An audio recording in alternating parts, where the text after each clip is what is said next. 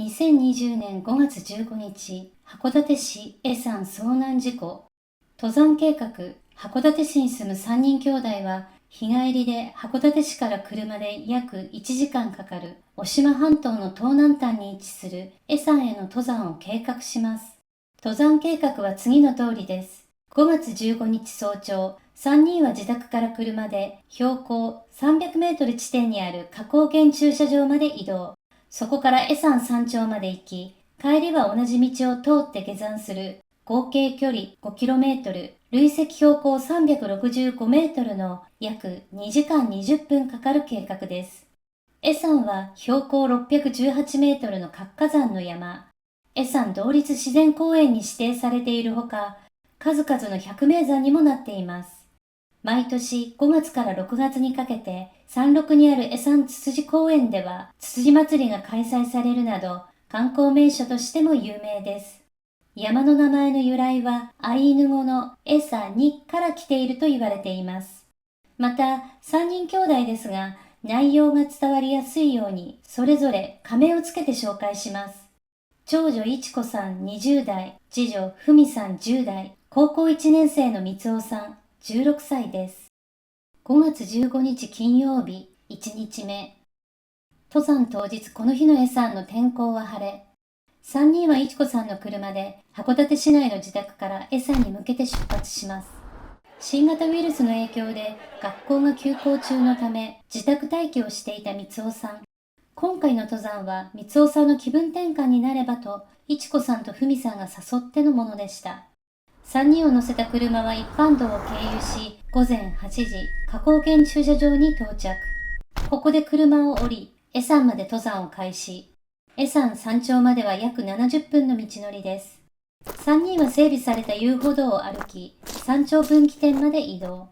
そこから権現堂コースの登山道に入ります。登山道を歩くこと15分程度で、辺りから硫黄臭がしてきました。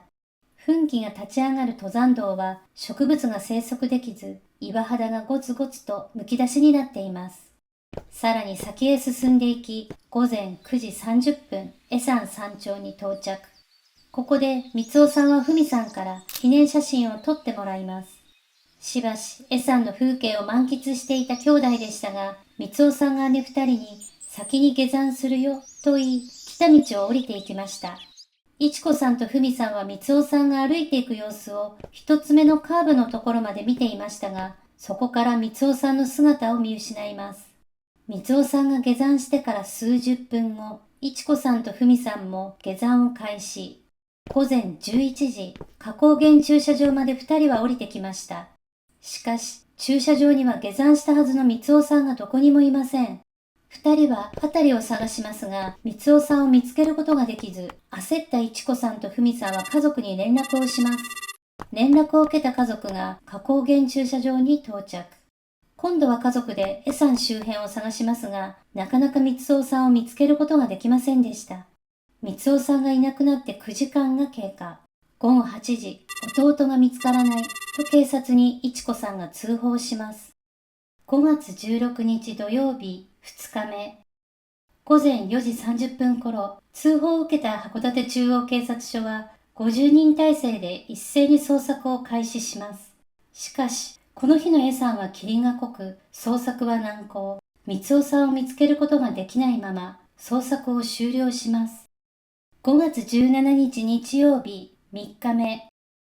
午前5時15分頃、この日から捜索協力として陸上自衛隊第11弾が隊員60人、車両約10台で捜索に加わります。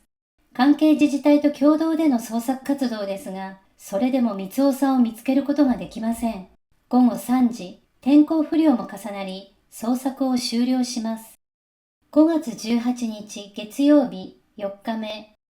午前5時13分、陸上自衛隊第11弾は昨日に引き続き捜索を開始。今回の遭難事故に対して北海道知事が災害派遣要請を発令します。